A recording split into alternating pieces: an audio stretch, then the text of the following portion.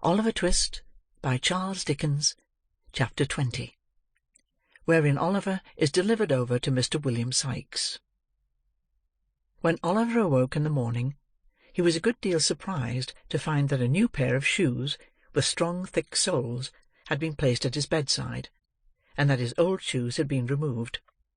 At first, he was pleased with the discovery, hoping that it might be the forerunner of his release. But such thoughts were quickly dispelled on his sitting down to breakfast along with the Jew, who told him, in a tone and manner which increased his alarm, that he was to be taken to the residence of Bill Sikes that night. To stop there, sir?" asked Oliver anxiously. No, my dear, not to stop there," replied the Jew. "We shouldn't like to lose you. Don't be afraid, Oliver. You shall come back to us again. We won't be so cruel as to send you away, my dear. Oh, no. The old man, who was stooping over the fire toasting a piece of bread, looked round as he bantered Oliver thus, and chuckled as if to show that he knew he would still be very glad to get away if he could. "I suppose," said the Jew, fixing his eyes on Oliver, "you want to know what you're going to Bill's for, eh, my dear?" Oliver coloured involuntarily, to find that the old thief had been reading his thoughts, but boldly said yes, he did want to know. "Why do you think?" inquired Fagin, parrying the question. "Indeed, I don't know, sir," replied Oliver. "Bah!" said the Jew, turning away with a disappointed countenance from a close perusal of the boy's face. "Wait till Bill tells you, then." The Jew seemed much vexed by Oliver's not expressing any greater curiosity on the subject, but the truth is, that, although Oliver felt very anxious, he was too much confused by the earnest cunning of Fagin's looks, and his own speculations, to make any further inquiries just then. He had no other opportunity, for the Jew remained very surly and silent till night, when he prepared to go abroad. "You may burn a candle," said the Jew, putting one upon the table, "and here's a book for you to read till they come to fetch you. Good night." "Good night," replied Oliver softly. The Jew walked to the door, looking over his shoulder at the boy as he went. Suddenly stopping, he called him by his name. Oliver looked up. The Jew, pointing to the candle, motioned him to light it. He did so, and, as he placed the candlestick upon the table, saw that the Jew was gazing fixedly at him, with lowering and contracted brows, from the dark end of the room. "Take heed, Oliver, take heed," said the old man, shaking his right hand before him in a warning manner. "He's a rough man, and thinks nothing of blood when his own is up. Whatever falls out, say nothing, and do what he bids you, mind." Placing a strong emphasis on the last word, he suffered his features gradually to resolve themselves into a ghastly grin, and, nodding his head, left the room. Oliver leaned his head upon his hand when the old man disappeared, and pondered with a trembling heart on the words he had just heard. The more he thought of the Jew's admonition, the more he was at a loss to divine its real purpose and meaning. He could think of no bad object to be attained by sending him to Sikes, which would not be equally well answered by his remaining with Fagin, and after meditating for a long time, concluded that he had been selected to perform some ordinary menial offices for the housebreaker, until another boy, better suited for his purpose, could be engaged. He was too well accustomed to suffering, and had suffered too much where he was, to bewail the prospect of change very severely.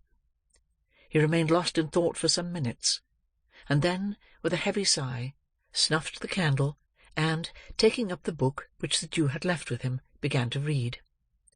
He turned over the leaves, carelessly at first, but, lighting on a passage which attracted his attention, he soon became intent upon the volume.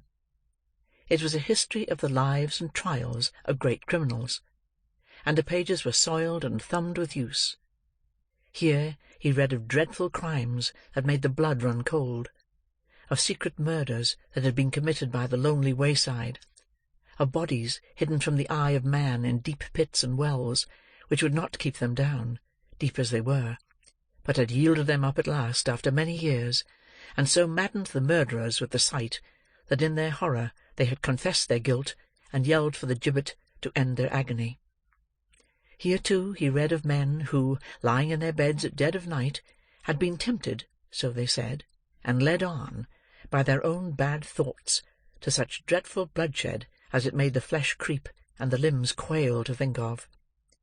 The terrible descriptions were so real and vivid, that the sallow pages seemed to turn red with gore, and the words upon them to be sounded in his ears as if they were whispered in hollow murmurs by the spirits of the dead. In a paroxysm of fear, the boy closed the book, and thrust it from him. Then, falling upon his knees, he prayed Heaven to spare him from such deeds, and rather to will that he should die at once, than be reserved for crimes so fearful and appalling. By degrees he grew more calm, and besought, in a low and broken voice, that he might be rescued from his present dangers, and that if any aid were to be raised up for a poor outcast boy who had never known the love of friends or kindred, it might come to him now, when, desolate and deserted, he stood alone in the midst of wickedness and guilt. He had concluded his prayer, but still remained with his head buried in his hands, when a rustling noise aroused him. "What's that?" he cried, starting up, and catching sight of a figure standing by the door. "Who's there?" "Me. Only me," replied a tremulous voice. Oliver raised the candle above his head, and looked towards the door. It was Nancy. "Put down the light," said the girl, turning away her head. "It hurts my eyes." Oliver saw that she was very pale, and gently inquired if she were ill.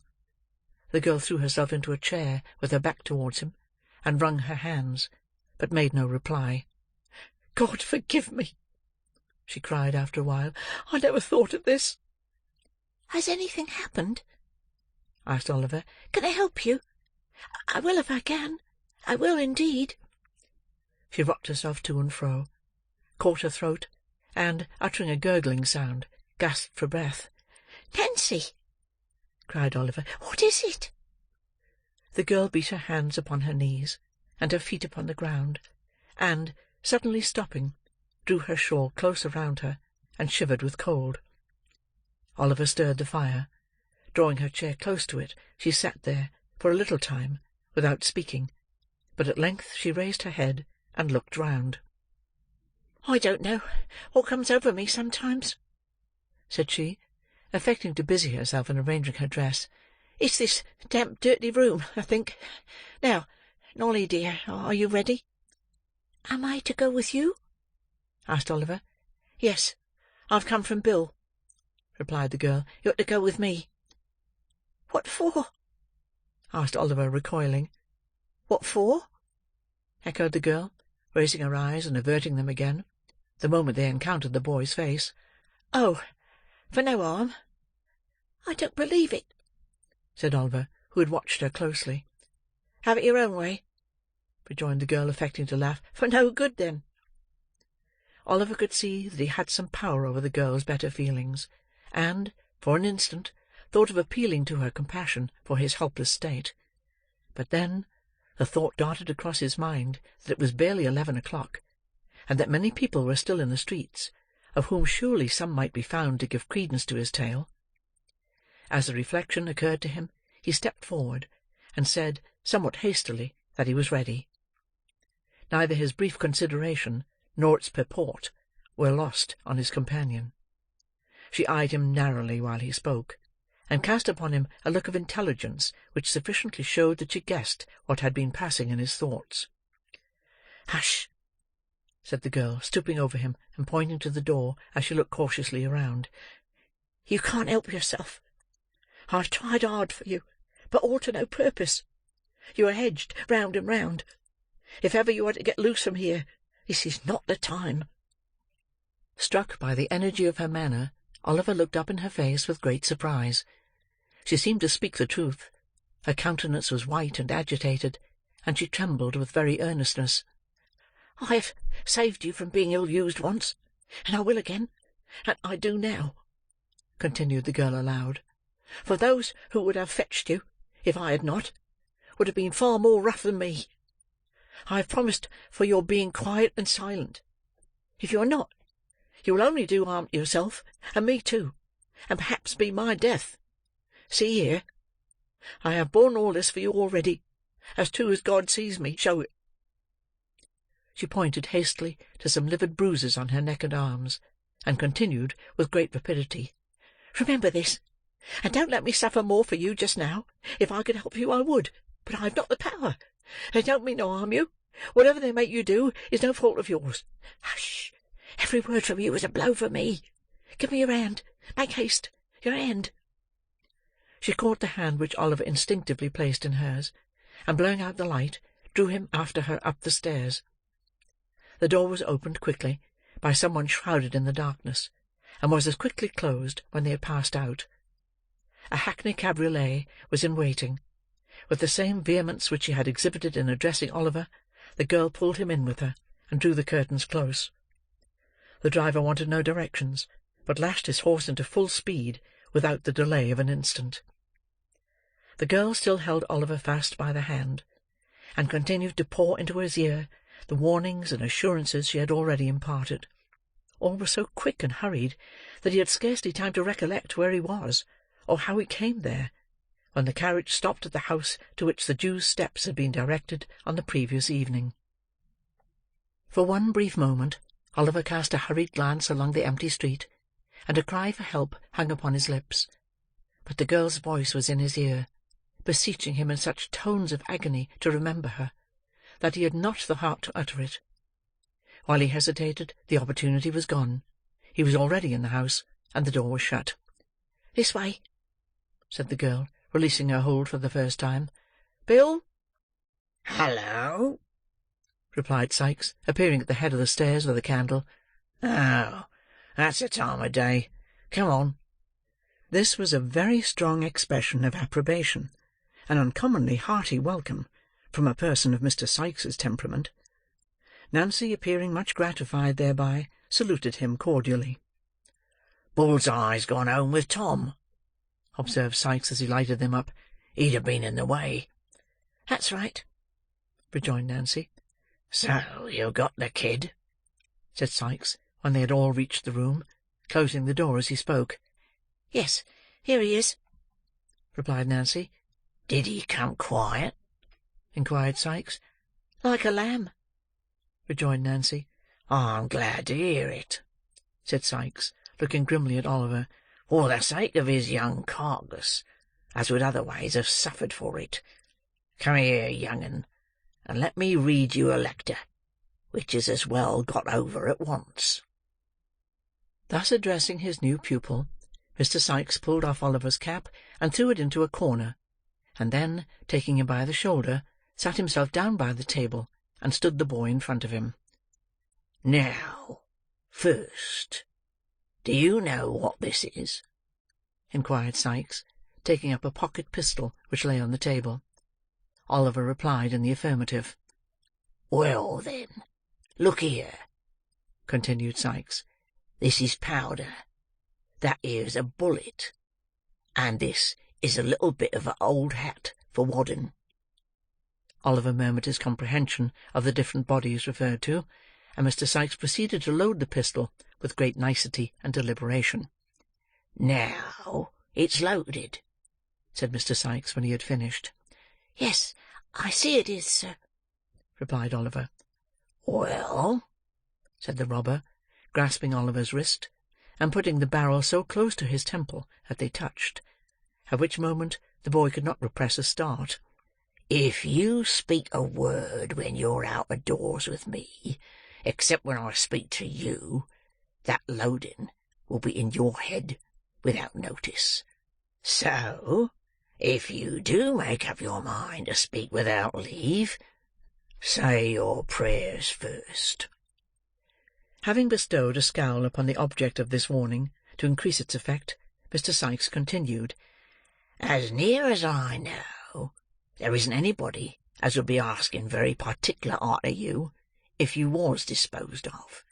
So I needn't take this devil and all the trouble to explain matters to you, if it warn't for your own good. Do you hear me?"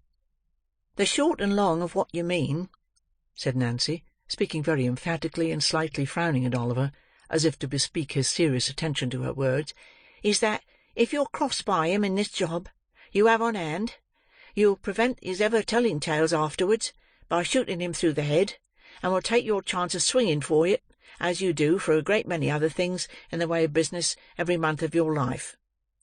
"That's it," observed Mr. Sikes approvingly. "Women can always put things in fewest words, except when it's blowing up, and then they lengthens it out. And now that he's thoroughly up to it, let's have some supper, and get a snooze before starting." In pursuance of this request, Nancy quickly laid the cloth. Disappearing for a few minutes, she presently returned with a pot of porter and a dish of sheep's heads, which gave occasion to several pleasant witticisms on the part of Mr. Sikes, founded upon the singular coincidence of Jemmy's being a can name common to them, and also to an ingenious implement much used in his profession. Indeed, the worthy gentleman, stimulated perhaps by the immediate prospect of being on active service, was in great spirits and good humour, in proof whereof it may be here remarked that he humorously drank all the beer at a draught, and did not utter, on a rough calculation, more than 80 oaths during the whole progress of the meal. Supper being ended, it may be easily conceived that Oliver had no great appetite for it. Mr. Sikes disposed of a couple of glasses of spirits and water, and threw himself on the bed, ordering Nancy, with many imprecations in case of failure, to call him at 5 precisely.